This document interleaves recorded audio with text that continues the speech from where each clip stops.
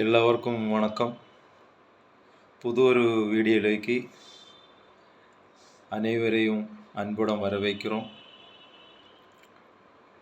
நம்ம இப்போ டிஸ்கஸ் பண்ணிக்கிட்டு இருக்கிற சப்ஜெக்ட் இந்த இறால் வளர்ப்பில், அதாவது ஷ்ரிம்ப் ஃபார்மிங்கில் இதனால் ஃபெயிலியர் கேஸுகள் நிறைய வருது.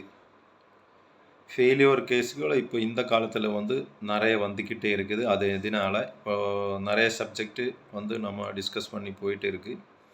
ஒரு சப்ஜெக்ட்டும் மோஸ்ட் இம்பார்ட்டன்ட் திங், அதாவது எங்களுக்கு எங்களோட இறால் வளர்ப்பில் தெரிய வைக்கப்பட்ட இந்த மாதிரி பிரச்சனைகள் நான் உங்களுக்கு இந்த யூடியூப்பில் உங்களுக்கு இந்த சேனலோட சொல்லி கொடுக்குறேன், எங்களோட எக்ஸ்பீரியன்ஸ். இப்போ இதில் நெக்ஸ்ட்டு பார்க்க போகிற சப்ஜெக்ட் என்னென்னா, இப்போது நம்ம எல்லாமே கரெக்டாக செஞ்சு, கன்ஸ்ட்ரக்ஷன் கரெக்டாக செஞ்சு, வாட்டர் பேராமீட்டர் எல்லாம் கரெக்டாக செஞ்சுக்கிட்டு நம்ம சீடு வாங்கிறதுக்காக ஹேச்சரிக்கு போகிறேன். அதாவது குஞ்சு வாங்கிறதுக்கு ஹேச்சரிக்கு போனால் நம்ம என்ன எல்லாம் தெரிஞ்சுக்கணும். நல்ல குஞ்சு எப்படி தெரியும்? நமக்கு கண்ணில் பார்த்தா ஒன்றும் தெரியாது. அதுக்கு ஏற்ற விதமான கொஞ்சம் டிப்ஸு, நம்ம எப்படி நமக்கு ஒரு நல்ல குஞ்சு நமக்கு, அதாவது சீடு எப்படி ஸ்டோக் செய்யலாம், அந்த சப்ஜெக்ட் ரொம்ப இம்பார்ட்டண்ட். நம்ம எது எல்லாம் செஞ்சு வச்சாலும், எவ்வளவு அட்வான்ஸ் டெக்னாலஜி வச்சாலும், தண்ணி பாராமீட்டர் எவ்வளவு நல்லா வச்சாலும், எல்லாமே கரெக்ட் செஞ்சாலும் நல்ல குஞ்சு கிடைக்கலன்னா நமக்கு நஷ்டம் ஏற்படுறதுக்கு வாய்ப்பு இருக்குது. அதனால் எப்படி நல்ல ஒரு குஞ்சு இருக்கிற ஒரு ஹேச்சரி நமக்கு எப்படி தேடி பிடிக்கலாம், அது அங்கே இருக்கிற குஞ்சை எடுக்கிறதுக்கு முன்னாடி நம்ம எடுக்க வேண்டிய ப்ரிகாஷன்ஸ் என்னென்னா அதெல்லாம் சொல்லிக் கொடுக்க போகிறேன். அதாவது ஒரு நல்ல ஒரு ஃபார்மர் அவர் ஹேச்சரி எந்த ஹேச்சரி, நல்லா சேல்ஸ் இருக்கிற ஹேச்சரி தெரிஞ்சு வைக்கணும். அதாவது நல்ல சேல்ஸ் இருக்கிற ஹேச்சரி தான், கூடுதல் ஃபார்மர்ஸ் யூஸ் பண்ணுற ஹேச்சரி தான் நல்ல ஹேச்சரின்னு சொல்லுவாங்க. அதுக்கு இந்த சிஏ சர்டிஃபிகேட்டு அந்த மாதிரி அவருக்கு லைசன்ஸ் இருக்கா, அதெல்லாம் நீங்கள் தெரிஞ்சுக்கணும். அப்புறம் அந்த ஹேச்சரிக்காரனுக்கிட்ட உங்களை பிபிடி தண்ணி 15 பிபிடி இருந்தால் அந்த தண்ணி, எந்த தண்ணியில் நீங்கள் விட போகிறீங்களோ அந்த தண்ணி ஒரு பாட்டில் எடுத்து கொண்டு போய் நீங்கள் அட்வான்ஸ் பணம் கட்டுற டைமில் அந்த பாட்டில் தண்ணியே கொடுத்துடணும். இந்த தண்ணிக்கு ஏற்ற விதமான சீடு நீங்கள் செட் பண்ணுங்க. அது ஃபஸ்ட் ஆஃப் ஆல் நீங்கள் செய்ய வேண்டிய ஒரு நல்ல ஃபார்மர் அப்படி தான் செய்யணும். சும்மா நீங்கள் ஒரு அரைக்குறை ஃபார்மர்ஸு என்ன செய்கிறேன்னா, ஏஜெண்ட்டுக்கிட்டேருந்து சீடு வாங்கும். அதாவது சீடு கொடுக்குற ஏஜெண்ட் இருக்குது. ஏஜெண்ட்டுக்கிட்ட சீடு வாங்கினா இந்த ஏஜெண்ட்டுக்கு உங்களுக்கு கல்ச்சர் நல்லா வரணும் எண்ணம் இல்லை. அதான் ஹேச்சரிக்காரன் அரைக்குறை நம்ம கொடுக்குற சீடு நல்லா வரணும், அந்த மாதிரி ஒரு எண்ணத்தோடு தான் எல்லா ஹேச்சரிக்காரனும் சீடு கொடுக்கும். ஆனால் இதில் மோஸ்ட் இம்பார்ட்டன்ட் ஒரு டிப்ஸ் ஒன்று இருக்குது, அது நான் சொல்கிறேன். அதாவது இந்த ஷ்ரிம்ப் ஃபார்மிங்கில் நீங்கள் சின்ன தொட்டியில் சின்னோன்ற ஒரு நம்பர் சீடு வாங்கினா உங்களுக்கு மண்டையில் அடி விழுறதுக்கு வேறு எங்கேயும் போக வேண்டாம். அதாவது நீங்கள் போய் ஒரு ஹேச்சர்கிட்ட இந்த 1 மில்லியனுக்கு மேலே, 1 மில்லியன் அதுக்கு மேலே சீடு வாங்கினா அந்த ஹேச்சர்காரனுக்கு தெரியும், இந்த 1 மில்லியன் சீடு கொண்டு போய் போடுறதுக்காக சிஸ்டம் அவர் அங்கே செஞ்சு வச்சிருக்கிறேன். அதனால் இவர் ஒரு நல்ல ஃபார்மராக இருக்கலாம். ஆனால் இவர் நம்மளுக்கு ஒரு நல்ல கஸ்டமராக இருக்கிறதுனால அவர் உங்களுக்கு நல்ல சீடு ஒரு வேளை கொடுக்கறதுக்கு வாய்ப்பு இருக்குது. ஆனால் நீங்கள் போய் ஒரு 50,000 1 லட்சம் சீடு கேட்டால் அந்த ஹேச்சரிக்காரன் என்ன நினைப்பேன், இவன் 1 லட்சம் சீடை கொண்டு போய் என்ன பிடுங்கிறதுக்காக, இது இவன் நல்ல ஒரு ஃபார்மர் கிடையாது. அதனால் நான் என்னோட நல்ல சீடு கொடுத்தாலும் இவன் ஏதோ ஒரு ஃப்ரெஷர், புதுசாக பண்ணுறது மாதிரி ஒரு ஆள் தான் இவன். அப்போ அதனால் இவனுக்கு நல்ல சீடு இருந்தாலும் கொடுக்கக்கூடாது. காரணம் இவன் சீடு கொண்டு போய் சாவடிச்சிட்டு ஹேச்சரிக்கு குறை சொல்கிறதுக்கு வாய்ப்பு இருக்குது. அதனால் இவன் ஒரு நல்ல கஸ்டமர் இல்லை. அந்த மாதிரி அதாவது நாம் இப்போ மல்லிகை கடைக்கு ஜாமான் வாங்க போகும்போது நாம் ஒரு பல்க்கு ஜாமான் எடுக்கிறதும், ஒரு ஆள் 1 கிலோ அரிசி 2 கிலோ அரிசி அதோட ஜாமான் வாங்குறதும், யாரை கஸ்டமரை அந்த அந்த கடைக்காரன் யாருக்கு மதிப்பு கொடுக்கும்? நிறைய ஜாமான் வாங்குறவருக்கும் கூடுதல் பைசாவோட ஜாமான் வாங்குறவருக்கும் மதிப்பு அதிகம் கொடுத்துடும். அவனை ஒரு நல்ல கஸ்டமர்னுள்ள ஒரு இதில் அவன் வந்து வெரிஃபை பண்ணி நோட் பண்ணி வச்சுடும். இந்த ஒரு கிலோ அரிசி 2 கிலோ அரிசி வாங்குறவரை யாரும் நோட் பண்ணுறதில்ல.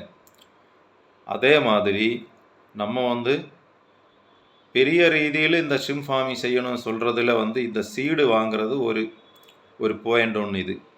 அப்புறம் வந்து நாம் வந்து அவர்கிட்ட சீடு சாம்பிள் கேட்கணும். சீடு அட்வான்ஸ் கொடுத்துடுச்சு, அவர் நீங்கள் ஒரு 10 நாள் கழிஞ்சு இல்லை 12 நாள் கழிஞ்சிட்டு உங்களை எல்லாம் ரெடி பண்ணி வச்சுட்டு சீடுக்கு வாங்க, நான் ரெடி பண்ணி கொடுக்குறேன். அப்போ நம்ம போன டைமில் அட்வான்ஸ் கொடுக்குற டைமிலே அவருக்கு சொல்லணும், நாங்கள் பிசிஆர் டெஸ்ட் அடித்து ஓகே ஆனதானே இந்த சீடு எடுக்கும் என்று சும்மா சொல்லிடணும்.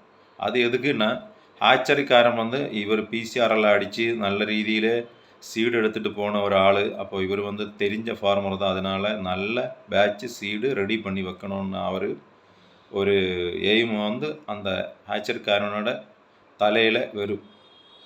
அப்போ அவர் எப்போவுமே நல்ல சீடு தான் உங்களுக்கு கொடுக்கும். ஆனாலும் நீங்கள் போனால் நீங்கள் வந்து ஒரு பேகு சீடு எடுத்து நீங்கள் பக்கத்தில் இருக்கிற லேபுக்கு போய் பிசிஆர் டெஸ்ட் அடிக்கணும். அதில் சைஸ் வேரியேஷன் பார்க்கணும். இதுக்கு பேரண்ட்டுக்கு ஏதாவது நோய்கள் வந்துடுச்சா அதோட ரிசல்ட் எல்லாம் பிசிஆரில் தெரியும். அதெல்லாம் அந்த ரிசல்ட் பார்க்குறத அந்த டைமில் நீங்கள் என்ன செய்யணும்னா, இங்கே இருந்து சாம்பிள் எடுத்தில்ல, இந்த சாம்பிள் எடுத்தது நீங்கள் அங்கே போய் இப்போ உதாரணமாக நான் இப்போ இந்த ஈசிஆர் ரோட்லேருந்து மரக்காணத்தில் போனால் மரக்காணத்தில் போய் ஒரு லாட்ஜில் ரூம் எடுத்து அங்கே போய் மேனுவலாக இதோட சர்வைவல் க்ரோத்து இதோட எப்படி இருக்குது இம்யூனிட்டி அது எல்லாம் தெரியறதுக்கு நமக்கு மேனுவலி டெஸ்ட் பண்ணுறதுக்கெல்லாம் 1-2 டெஸ்ட் இருக்குது. அது நமக்கு மேனுவலி பண்ணணும்னு ஒரு இடம் வேணும். அப்போ லாட்ஜ் ரூமில் போய் இந்த பிசிஆருக்கு கொஞ்சம் சாம்பிள் கொடுத்தா பேலன்ஸ் இருக்கோ இல்லை அது போயிட்டு இப்போ உதாரணமாக 15 பிபிடியில் அரேஞ்ச் பண்ணி வச்சிருக்கிற சீடு வந்து நாம் திடீர்னு 0 பிபிடியில் போடுறோம். அதாவது இப்போது நம்ம அங்கே 15 பிபிடிலேருந்து எடுத்துகிட்டு வந்த தண்ணி இந்த லாட்ஜில் இருக்க பக்கெட்டு அதில் பாத்ரூமில் தண்ணி பிடிச்சிட்டு அதில் கொஞ்சம் சீடு ஒரு 100 சீடு கவுண்ட் பண்ணிவிட்டு அதில் போட்டுடணும். அதாவது இந்த அக்ளிமைசேஷன் ப்ராசஸ் எல்லாம் பிடிச்சதுக்கு பிறகு தான் இங்கே விடணும். அதாவது இதோட பிபிடியில் வந்து சேஞ்ச் ஆகிறதோட எத்தனை டைமு இவர் சர்வைவ் ஆகும். அதாவது நீங்கள் 15 பிபிடியில் இருந்து 0 பிபிடிக்கு இந்த குஞ்சை போட்டுரும்போது அது எத்தனை மினிட்டு அதில் வந்து உயிரோடு இருக்கும். சரியா? அப்புறம் அது இட்ட உடனே ஒரு நிமிஷத்தில் சத்து போயிடுச்சுன்னா அந்த சீடுக்கு வந்து சர்வைவே இம்யூனிட்டி எல்லாம் கம்மி. அது ஒரு 10 நிமிஷம் 15 நிமிஷம் ஒரு 20 நிமிஷம் எல்லாம் துடிச்சிங்க ஒரு மாதிரி அதாவது சாவறதுக்கு டைமு சத்திடுவான்.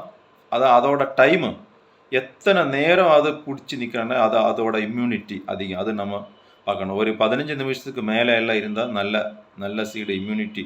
சிலதெல்லாம் 20 நிமிஷம் அரை மணி நேரம் எல்லாம் நிற்கும். அதாவது அது சாவறதில்லை, ஆனால் சாவ போகுது. அந்த மாதிரி மூவிங் எல்லாம் கம்மியாக அப்படி வரும். அதே மாதிரி இது வந்து 2 ரீதியில் பண்ணலாம். இது ஒரு அரை மணி நேரம் ஒரே அடியில் 0 பிபிடியில் போய் நமக்கு அதனை வாட்ச் பண்ணிக்கிட்டு எத்தனை பேலன்ஸ் எத்தனை இருக்குது. ஒரு டைமில் வந்து எல்லாமே சத்துடும்.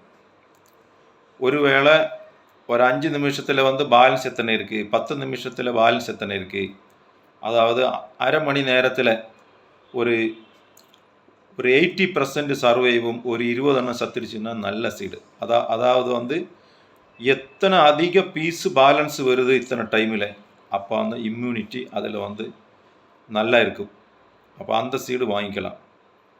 அதாவது வந்து ஹேச்சரிக்காரன் வந்து நல்ல ஃபீடு நல்ல ஆக்சிஜன் நல்லா எல்லாம் கொடுத்துட்டு நல்ல பேட்சாக இருந்தால் இந்த மாதிரி 15 நிமிஷம் 20 நிமிஷம் அரை மணி நேரம் எல்லாம் நல்லா போட்ட உடனே ஒரு மினிட்டு 2 மினிட்டு உள்ள சத்துருச்சுன்னா அந்த சீடுக்கு வந்து இம்யூனிட்டி கிடையாது. அந்த சீடு வாங்கக்கூடாது. நீங்கள் போகிற டைமில் ஏதாவது டெம்பரேச்சர் பிஹெச் வேரியேஷன் இது சலினிட்டி இதெல்லாம் வேரியேஷன் வந்ததுன்னா இந்த சீடு வந்து எல்லாமே மோர்டாலிட்டி ஆகும், எல்லாமே சத்துடும்.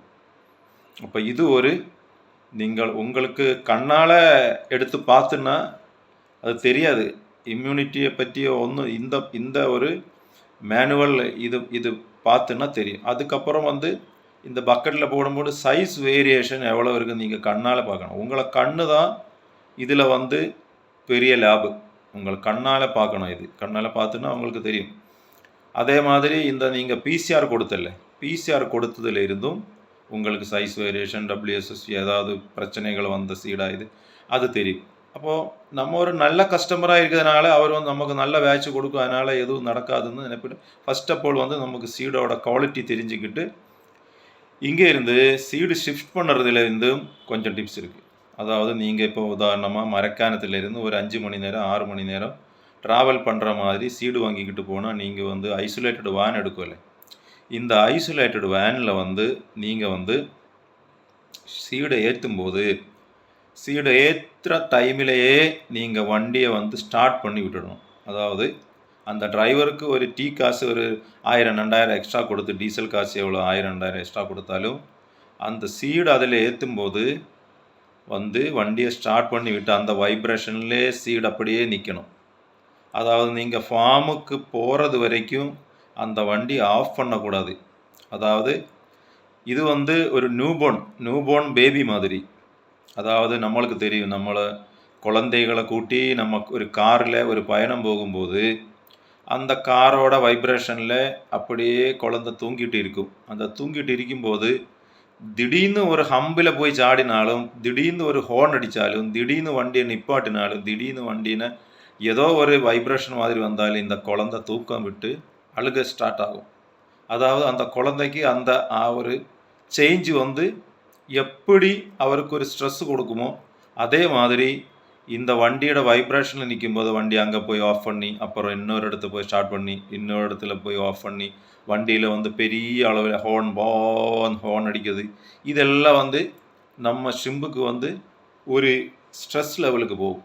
அதாவது இவர் வந்து நியூபோர்ன், இவரை பாதுகாப்பாக மெதுவாக நம்ம வந்து அலையாமல் அசங்காமல் நம்ம ஃபார்மில் கொண்டு வரணும். ஃபார்மில் வந்து எல்லா பாக்ஸும் அன்லோடு பண்ணிக்கிட்டு தான் வண்டி ஆஃப் பண்ணணும். எல்லா பாக்ஸும் அன்லோடு பண்ணிக்கிட்டு எல்லா அக்ளிமைசேஷனுக்கு போகணும். அக்ளிமைசேஷனுக்கு போனதுக்கு பிறகு தான் வண்டி ஆஃப் பண்ணணும். அப்போ சீடு வந்து சர்வைவ் நமக்கு நிறைய கிடைக்கும். சரியா? அப்போ இது எப்படியெல்லாம் செய்கிறது, நாம் ப்ராக்டிக்கலி சீடு வாங்காமல் போகும்போதும் சீடு கொண்டு வரும்போதும் அதை அக்ளிமைசேஷன் எப்படி செய்யும்போதும் எல்லாம் உங்களுக்கு நான் அது வந்து காட்டி கொடுக்குறேன். அப்போ சீடு வாங்குறதும் சீடு ஷிஃப்ட் பண்ணுறதும் இது எல்லாம் பெரிய ஒரு ப்ராசஸ். அதை நம்ம ஒழுங்காக நல்லா செய்யலைன்னா நமக்கு வந்து நஷ்டம் ஏற்படுறதுக்கு வாய்ப்பு இருக்குது. அப்போ நம்ம இப்போ சொல்லி கொடுக்குற செக்ஷன் வந்து நஷ்டம் எதனால் ஏற்படுறது, இந்த விஷயங்கள் எல்லாம் கவனமாக இருந்தால் நமக்கு நஷ்டம் வராத மாதிரி இந்த ஷ்ரிம்ப் ஃபார்மிங்கில் வந்து வெற்றி கிடைக்கும். அப்போது நெக்ஸ்ட்டு ஒரு பார்ட்டு நாளைக்கு பார்க்கலாம். நன்றி, வணக்கங்க.